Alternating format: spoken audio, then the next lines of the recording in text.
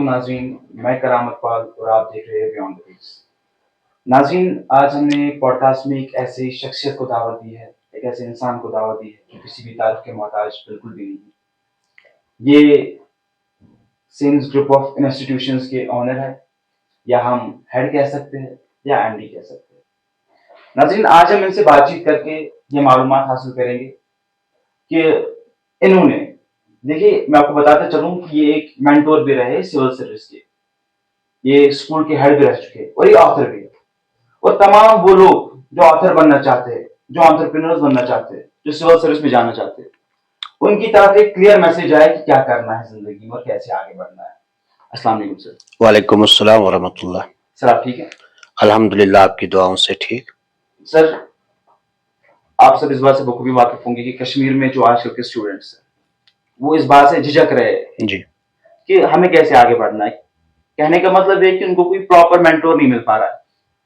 तो उन स्टूडेंट्स के लिए आपकी कोई मैसेज रहेगी जो आगे नहीं बढ़ पा रहे अपनी लाइफ में, जो फेल हो रहे बार बार?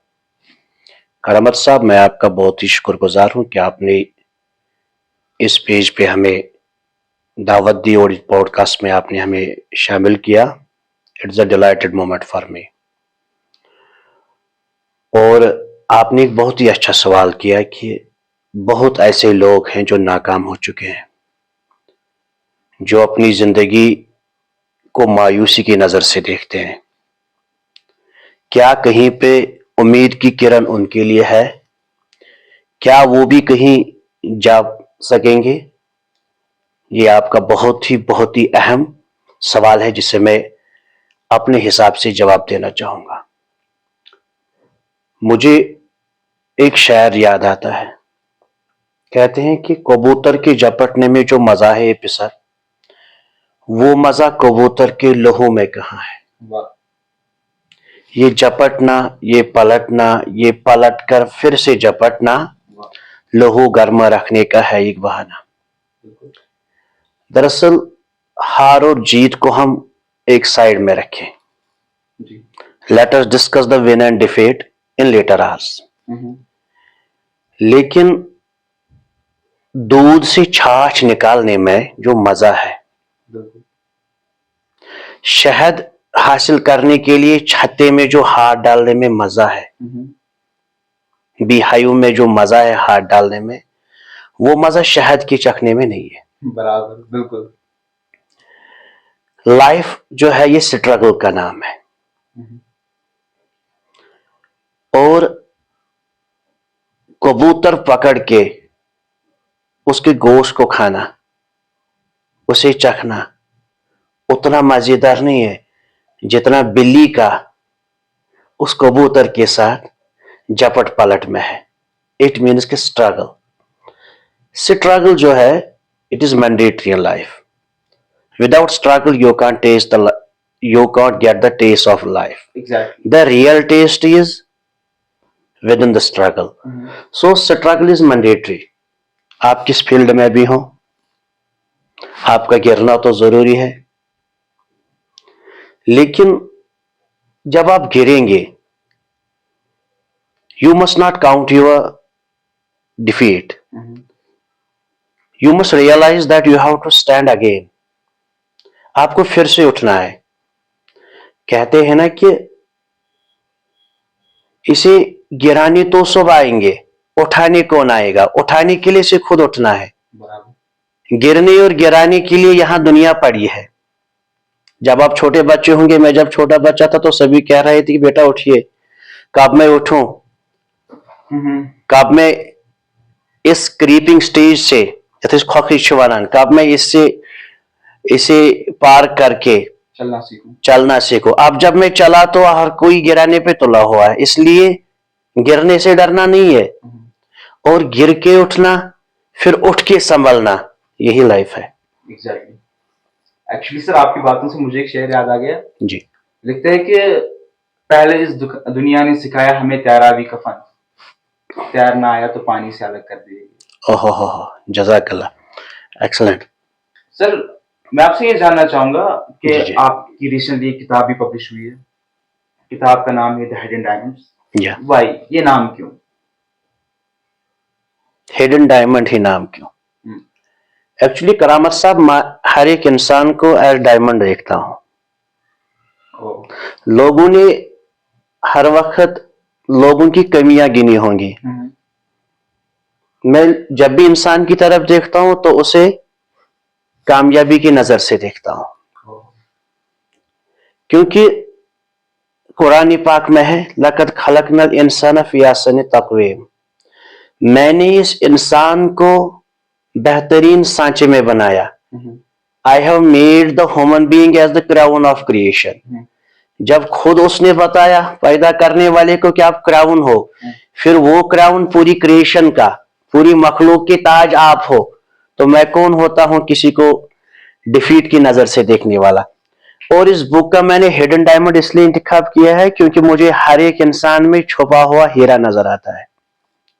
अब किसी ने ये हीरा परख लिया और दुकानदार की दुकान पे ये खूबसूरत हीरा बन के लोगों की जाजिबे नजर बन गया। हर एक इस हीरे की तरफ देख रहा है, किसी के अंदर अभी छुपा हुआ है लेकिन उसे से निकालने की जरूरत है। तो इसलिए मैंने इस बुक का इंतखाब किया है hidden diamond, because every human being in this very particular globe possesses a diamond without caste, creed, religion और color। Okay, very nice. तो ह्यूमन बीइंग को मैं उस नजरिए से देखता हूँ जी। थोड़ा बहुत आप हमारे नाज़रीन को बताएंगे कि इस किताब में क्या है? इस किताब में मैं यही बताऊंगा कि इस किताब में टीम वर्क पे फोकस किया गया है। एक हो सकते हैं तो बन सकते हैं खुर्शीद मुबीन, वरना इन बिखरे हुए तारों का क्या फायदा। तो मैंने इस किताब में ये लिखा है कि कहीं पे कोई ऑर्गेनाइजेशन चल रही हो, कोई कॉलेज चल रहा हो, कोई स्कूल चल रहा हो, कहीं पे जितना भी बड़ा सिस्टम हो, जब तक गेट कीपर से लेकर डायरेक्टर तक एक टीम वर्क में काम न किया जाए तब तक सक्सेस चांसेस नहीं है। बिल्कुल। और उस किताब में मैंने ये भी लिखा है कि एक इंसान किस तरह शॉर्टकट लाइफ के ढूंढ ढूंढ के खुद को तबाह कर रहा है। आज आप देख रहे हैं लाइफ के शॉर्टकट ढूंढ रहे हैं, ड्रग अब्यूज में हैं लोग, जब कामयाबी ना मिली तो ड्रग्स की तरफ चले गए। हाँ, दरअसल वो चीजें तब हो जाते हैं, इंसान ड्रग्स का शिकार तब होता है जब ये लाइफ में शॉर्टकट ढूंढे और उसे शॉर्टकट ना मिले, because life has no shortcut. Exactly. You have to sacrifice then you can achieve. Exactly. You have to sacrifice then you will definitely achieve the mark of success. तो जो मैंने लिखा है उसमें कि जैसे एक गधा कहीं जा रहा था तो रोज उस पे उसका मालिक बोझ बढ़ता जा रहा था, लेकिन जो बोझ था वो नमक था। जी, नमक था। जी जी जी। The sacks of salt were at the back of the donkey.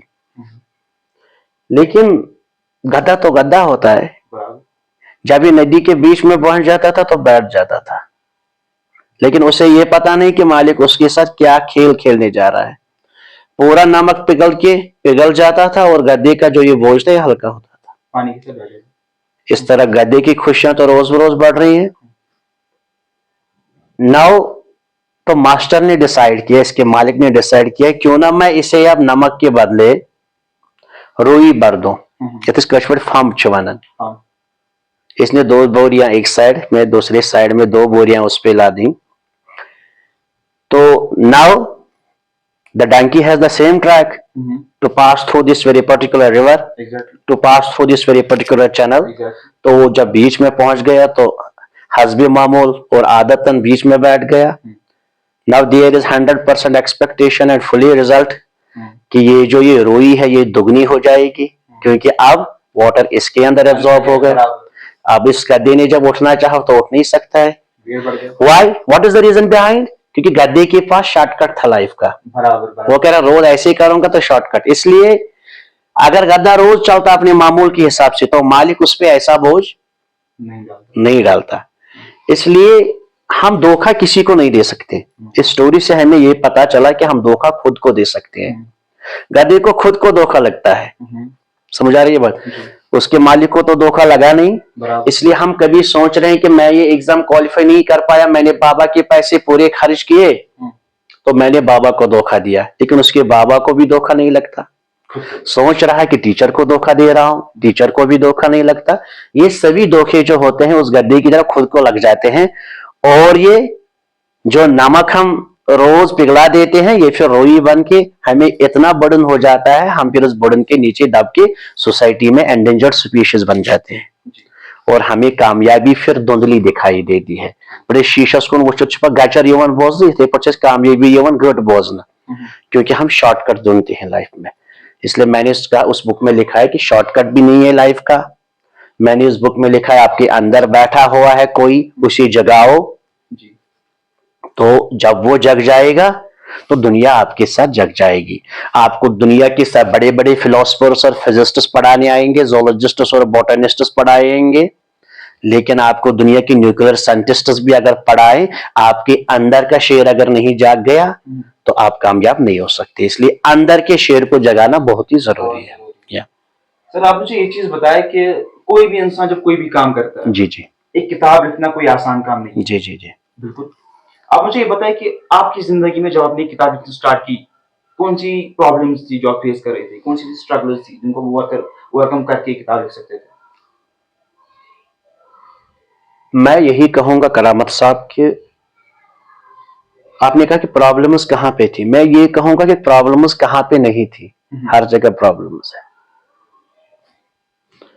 लेकिन प्रॉब्लम्स को हराना, कहते हैं कि some people seek solution to the problem, some people find problem in the solution.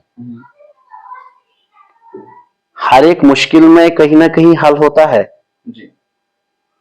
ये हल ढूंढना, टाइम निकालना, अगर हम देखें ना तो we have been given 24 hours, हमारे पास 24 घंटे हैं।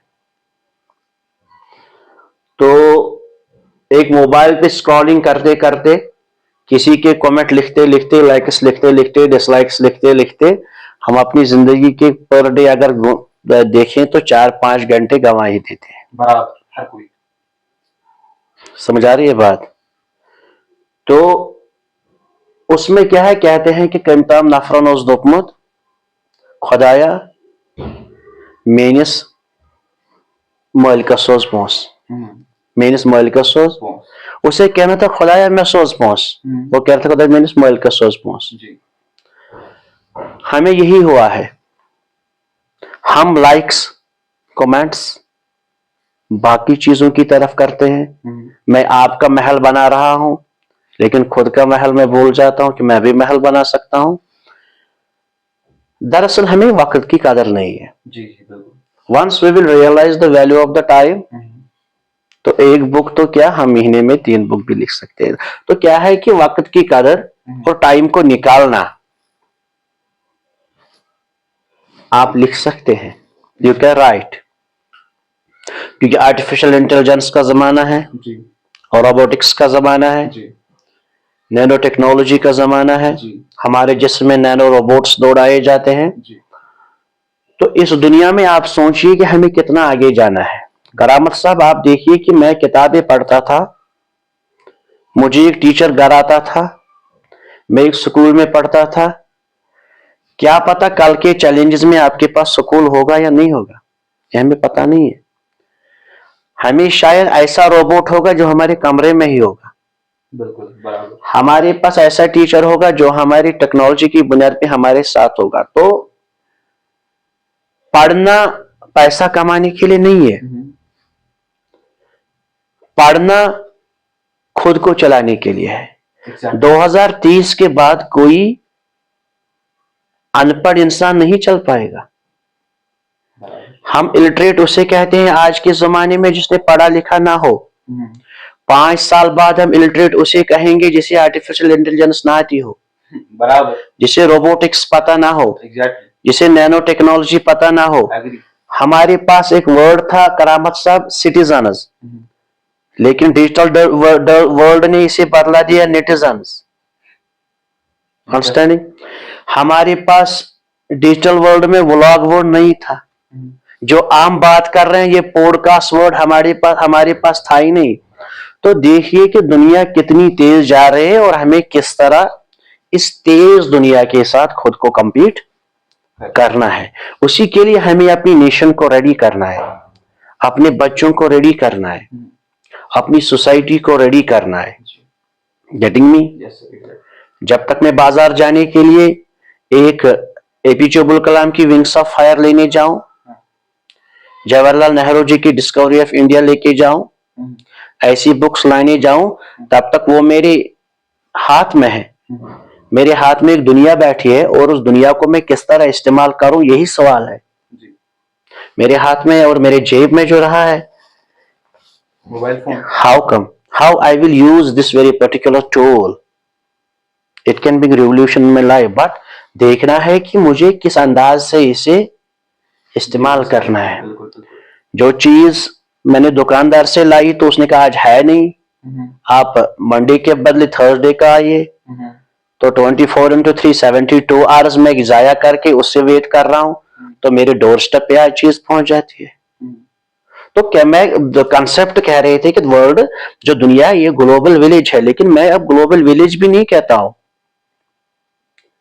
मैं दुनिया को ग्लोबल विलेज नहीं कहता, मैं दुनिया को ग्लोबल होम भी नहीं कहता, मैं दुनिया को ग्लोबल मैन कहता हूं। Man is itself a universe now.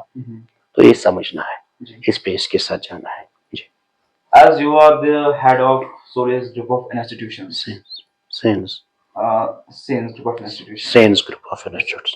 so please let me know कि आप एक स्टूडेंट को किस नजरिए से देखते हो। वेरी गुड, बहुत ही अच्छा क्वेश्चन किया कि you are the director of the Sense group of institutes. सीढ़ी का पहला सेटअप ही आपको सीढ़ी के 10वें स्टेप पे लेता है करामत साहब जी। आप एक कमरे से अपनी मंजिल, अपनी जस्तजू की तैयारी करें तो ये मंजिल बहुत बढ़ के आपको कल एक महल भी फराहम करेगी। मैं स्टूडेंट को एक यूनिवर्स की नजर से देखता हूं। Missile man of India APJ Abdul Kalam से एक दिन एक बच्चे ने सवाल किया, sir who is the first scientist of the world? उन्होंने कहा you are the first scientist of the world. उसने कहा सर मैं तो हूं नहीं, आप मुझे कह रहे हैं, सवाल आपसे पूछ रहा हूं दुनिया का सबसे पहला साइंटिस्ट कौन था?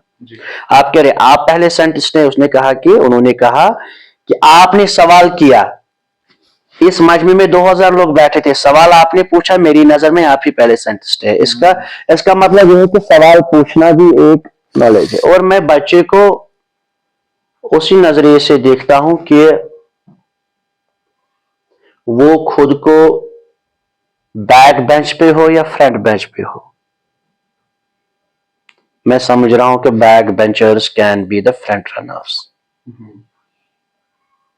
आपको एक अच्छी सी एक खूबसूरत बात सुनाता हूं सर। एमएफ हुसैन, मकबूल शुदा हुसैन एक बहुत बड़े पेंटर गुजरे हैं। या मालवत पुराना एक बच्ची गुजरी है 14 ईयर ओल्ड। या अरुणिमा सिन्हा गुजरी है, एक जिसे दुनिया के लोगों ने हैंडीकैप्ड बना दिया, लेकिन जज्बे ने उसे हैंडीकैप्ड नहीं रखा। ये जज्बा है जी। कोई टांगों पे चल के भी हैंडीकैप्ड होता है। Handicapped is not one who has no legs and arms, handicapped is one who has rust in the brain. Exactly. आपका दिमाग बैठ गया जी। हमारे इरफान साहब कमेंट्रेटर देखिए, हेवंस प्रीमियर लीग में आज कमेंट्री कर रहे हैं। उनके जज्बे, इरफान साहब के जज्बे को सलाम जी। तो मैं यही समझ रहा हूं कि आप कुछ भी कर सकते हैं, कुछ भी। वही मकबूल फिदा हुसैन जिसकी पेंटिंग 90 करोड़ में भी बेची गई, करोड़ों में उसकी एक पेंटिंग। आपकी और मेरी नजर में वो कुछ लकीरें हैं, लेकिन एक आर्टिस्ट की नजर में वो क्या है, उसकी कोई कीमत नहीं। जैसे मैं यही कहूंगा कि जो ये उस्ताद है, जो ये टीचर है, ये एक संग तराश है। आपके शोपियान में, आपके श्रीनगर में, आपके पुलवामा में एक खूबसूरत नमूना है। बाजार के बीचों बीच आप मेरे साथ गुजर रहे हैं तो सर एक खूबसूरत नमूना बना हुआ है यहाँ पे। लेकिन मैं आपसे कह रहा हूं कि इसकी आंख जो है, इस संगतराश ने कानी रखी है, इसकी एक आंख नहीं बनाई है। इतना खूबसूरत मुजस्मा, इतना खूबसूरत नमूना एक आंख की वजह से बदसूरत बन गया। लेकिन मैं कसूर उस मुजस्मे को उस वक्त नहीं देता हूं। मुजस्मा खामोश है। मैंने रेत पे फेरी थी ऐसी ही उंगलियां, गौर से देखा तो तेरी तस्वीर बनी थी। तो ऐसे जब मुजस्मे की तरफ देखता है तो ये मुजस्मा कुछ नहीं बोलता इसे, लेकिन इसका जो बनाने वाला कारीगर है, खता उसकी है। मैं टीचर को उसी कारीगर की नजर से देखता हूं। उसे अपना नमूना इतना खूबसूरत बनाना है कि वो जहां जाए आपकी नजरों को बाए, आप कहीं वाह क्या खूबसूरत नमूना बना है। इसी नमूने पे अगर हथौड़ा जोर से मारा जाए तो ये रेत का ढेर बन जाता है। एग्जैक्टली। एक स्टूडेंट को तराशने में इसके रफ स्ट्रक्चर को खूबसूरत नमूना बनाने में इसकी कमियों को, इसकी कोताहियों को मोहब्बत से और प्यार से कुरेद कुरेद के निकालना है। और आप देखना करामत साहब, ये एक चमकता नमूना बनेगा ये स्टूडेंट। इसे आपके क्रिटिसिज्म ने कमजोर किया है, इसे आपकी दुत्कार ने कमजोर किया है, इसे आपने कहा है आप कुछ भी नहीं हो, इसे इन चीजों ने बहुत झंझलाया है। हम अक्सर कहते हैं वबिल वालिदैन एहसाना, वालिदैन का एहतराम करो, इनका एहसान है आप पे, इनके साथ सलूक करो। लेकिन मैं कह रहा हूं वालिदैन की भी क्या जिम्मेदारियां हैं बच्चों पे। बच्चे से कह रहे हैं उस्ताद की खिदमत करना, उस्ताद को भी क्या करना है बच्चे के लिए, ये भी तो सोचने की बात है। These things need to be discussed. We have to touch the both sides of the coin, sir. Ji. Coming back to a book, sir. Yeah. What influenced you? किस चीज ने आपको इन्फ्लुएंस किया ये किताब लिखने के लिए? इन्फ्लुएंस मुझे पब्लिक ने ही किया। अपने इर्द गिर्द में 18 साल, 19 साल, 20 साल, 25 साल के नौजवान देख रहा हूं। They can bring miracles. Jammu Kashmir की ब्रेन को देख रहा हूं, उभरते सयारों को देख रहा हूं और उभरते सितारों को देख रहा हूं। तो इन उभरते सयारों और सितारों ने मुझसे सवाल किया, आपके अंदर अगर कुछ है तो हमारे लिए भी कुछ दे दो। मैंने तो उनके दामन में हेरे समेट दिए। मैंने उनसे ये भी कहा कि उठ बांध कमर क्यों डरता है, फिर देख खुदा क्या करता है। बस कमर उनको बांधना है और हमारा काम उनको गाइड करना है। जब भी मेरी जरूरत पड़ी 24/7 I am eight there disposal. और हर एक रंग के बगैर, नस्ल के बगैर, मजहब के बगैर जो भी मेरे पास एक इंसान आता है उसे मैं गाइड करने के लिए किसी भी तरीके से तैयार हूं। चाहे उन्हें किसी किताब की जरूरत हो, किसी काउंसलिंग की जरूरत हो, I am always at his disposal, eight there disposal. ये बच्चे अपने हैं, कोई बच्चा किसी का नहीं होता। हम अपने बच्चे को अपना कहते हैं, ये सब हमारे बच्चे हैं। सोसाइटी का हर एक बच्चा हमारा बच्चा है। आप पॉडकास्ट कर रहे हैं, आप हमारे बच्चे हो। तो इस नजरिए से अगर हम देखेंगे तो then society will definitely become the garden of flowers where we can smell, where we can live for hours, जहां हमें खूबसूरत कहते हैं कि खूब फूल बनने चाहिए और फूलों से ही खुशबू की उम्मीदें हैं। जी सर आप मुझे एक चीज बताएं, आपके कहने का मतलब ये है कि वो इंसान जो अपनी जिंदगी से कहीं ना कहीं हारा हुआ हो, जी, आपने अपनी किताब में इस चीज का जिक्र किया है कि वो कैसे उठकर खड़ा हो सकता है। आप हमारे नाज़रीन को ये भी बता दीजिए कि आपकी किताब कहाँ पर मिलेगी, कैसे पढ़ सकते हैं इस किताब को। सबसे पहले तो ये बुक अमेज़न पे अवेलेबल है जी, हिडन डायमंड के नाम से बाय एस.एस. फलकनाज जी। और उसके अलावा इसकी प्रिंटिंग गई है, क्योंकि जो भी कॉपीज अवेलेबल थी all the copies have been given as gift to the public. तो अब और कॉपीज आ रही हैं और उसके लिए आप ही के माध्यम से, आपकी पॉडकास्ट के जरिए वो पूरे बुक शॉप्स का एड्रेस में दिया जाएगा जहां जहां पे अवेलेबल होगी. Okay sir. Very soon it will be with in your hands. Okay sir. Sir आप. और अगर ऑनलाइन की बात करें तो ऑनलाइन पे अवेलेबल है. Okay sir. Thank you very much. Sir आप मुझे एक चीज बताएं, शायरी में आपका इंटरेस्ट है? उड़ती उड़ती खबर आई है कि आप थोड़ी कुछ शायरी भी कर लेते? हाँ, कभी कभी मैं कुछ लिखा करता हूँ. कश्मीरी कल्चर के लिडिशा की बात हो तो अल्हम्दुलिल्लाह मुझे बनाना हो तो with in short span of time में एक खूबसूरत लिडिशा बना सकता हूँ. और जो कोई मौजू हो तो उस पर लिख सकता हूँ. और कोई टॉपिक हो या कोई शायरी की बात हो तो वो मैंने एक शायरी की मैं कुछ लिखा था. उसके कुछ पंक्तियां, कुछ बात आपको सुनाता हूँ. बिल्कुल. इरशाद इरशाद. क्यों ना उसको याद करो. क्यों ना उसको याद करो. ये मैंने अल्लाह ताला से एक दुआ मांगी थी. क्यों ना उसको याद करो, क्यों ना मैं फरियाद करो, वही मेरा हमनवा है, वही मेरा गमगुसार. नाम जिसका है खुदा और अनोखी है अदा, वाह. क्यों ना उसके दर का मैं बन जाऊं अब गदा. अब गदा. जी, अब और इसका आखिरी शेर भी बताता हूं. काम ऐसा कर ए फलक, रश्क करे वो मलक. रश्क करे वो मलक. काम तो ऐसा कर फलक रश्क करे वो मलक. तो ऐसे ही मैं कभी कभी लिखा करता हूं कि action speak louder than words. हमारे काम ही ऐसे हों तो फिर फरिश्तों तो क्या, दुनिया की सभी कायनात का जरा जरा आपको सपोर्ट करेगा. कहते हैं ना कि coming events cast their shadows before. होने वाली चीजें अपना साया पहले ही डालती है, छोड़ देती है. तो इन चीज को नजर रखते हुए अगर हम भी अच्छा सा कुछ करेंगे तो फिर दुनिया का जरा जरा आपका साथी बनता है, आपकी मेहनत की दाद दी जाती है. आप किसी फील्ड में जाओ तो आपको लगेगा कि हर एक चीज अब मेरा सपोर्ट कर रही है. Thank you. एक आखिरी सवाल. जी. बहुत सारे इंटरव्यूज आपने दिए होंगे जी. क्या अलग लगा आपको आज? करामत सर, मैं यही कहूंगा कि मैं आपको बहुत टाइम से जानता भी हूं और इस एज के स्टेज पे एक कॉन्फिडेंस होना, उस चीज ने मुझे काफी मेस्मराइज किया. I was surprised.